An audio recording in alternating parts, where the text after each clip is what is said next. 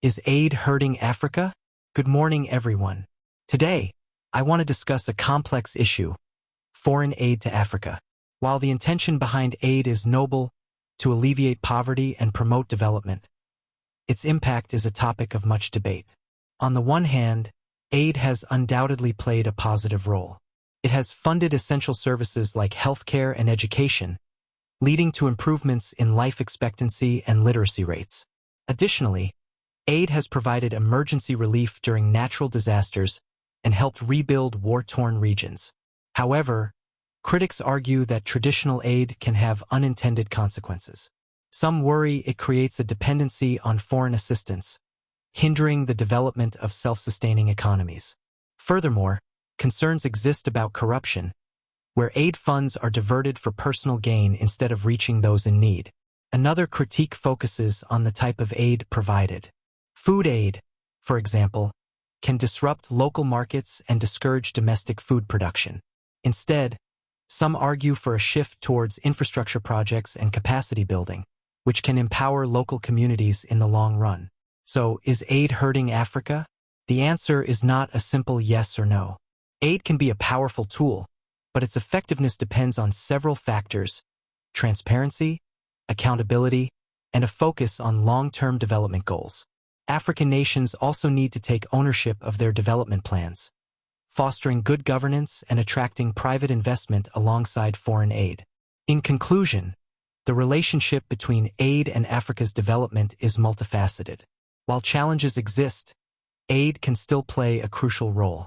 However, a shift in approach is needed, focusing on empowering African nations for sustainable growth. Kia ora. Growing up in New Zealand. Kia ora, everyone. Today I'd like to take you on a journey to Aotearoa, the land of the long white cloud, New Zealand. We'll explore what it's like to grow up in this beautiful and unique island nation. New Zealand boasts stunning natural landscapes. From snow-capped mountains and glaciers to crystal-clear lakes and endless coastlines, there's an outdoor adventure for everyone. Growing up here means spending a lot of time in nature, hiking with family, swimming in the sea, or camping under the star-filled night sky. This connection with the environment fosters a deep appreciation for conservation and sustainability in young New Zealanders. Education in New Zealand emphasizes a well-rounded approach. Alongside academics, there's a focus on creativity, sports, and cultural awareness. Maori culture, the indigenous people of New Zealand, is integrated into the curriculum, fostering respect and understanding. This multicultural environment is another defining aspect of growing up in New Zealand. New Zealanders are known for their laid-back and friendly nature. This translates into a strong sense of community, where neighbors look out for each other.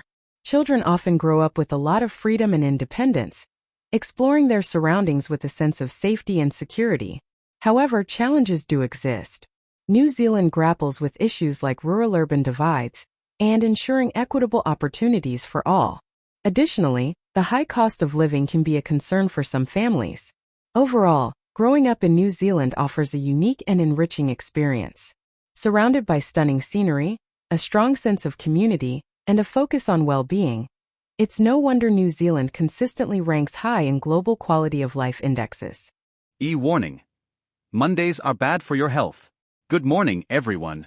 Today, we're going to explore the surprising link between Mondays and our well-being. Many of us know that dreadful feeling, the Monday blues. But research suggests this isn't just a case of the Sunday scaries lingering.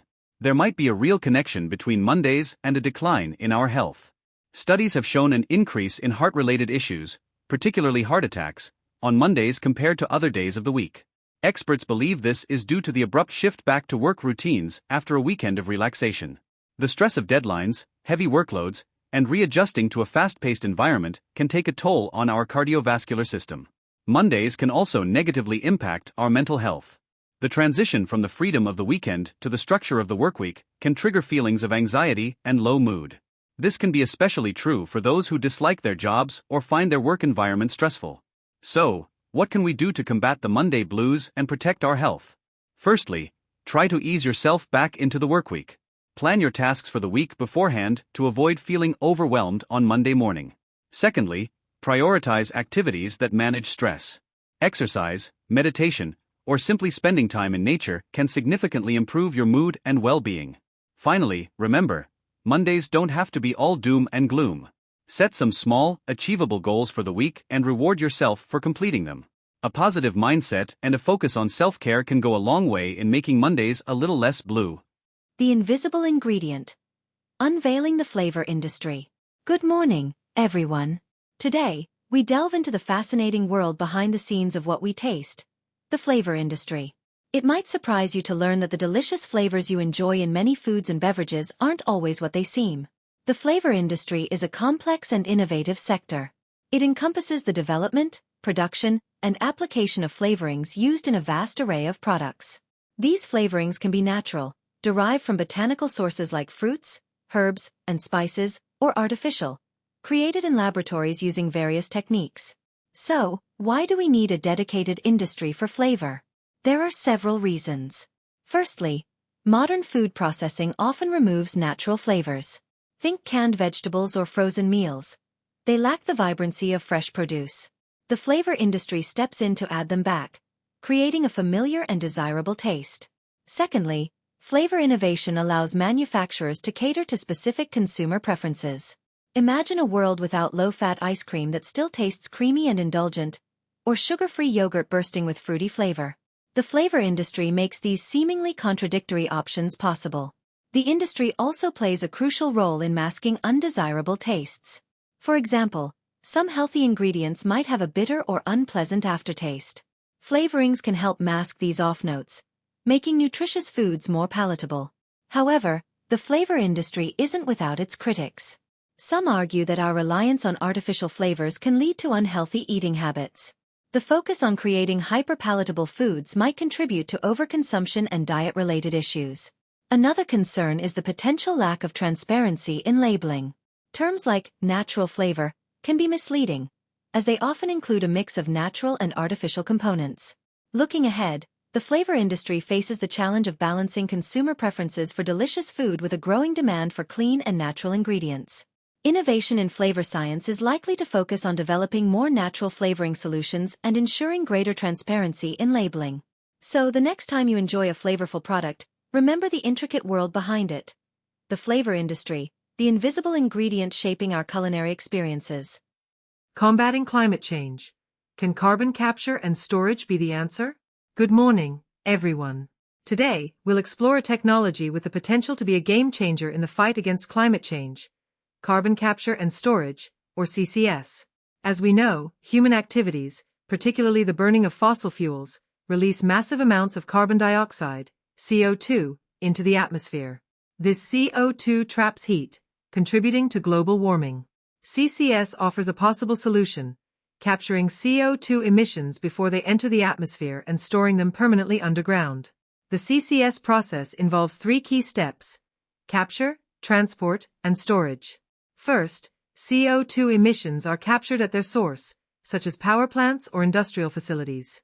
This can be done using various methods, like chemical absorption or membrane separation.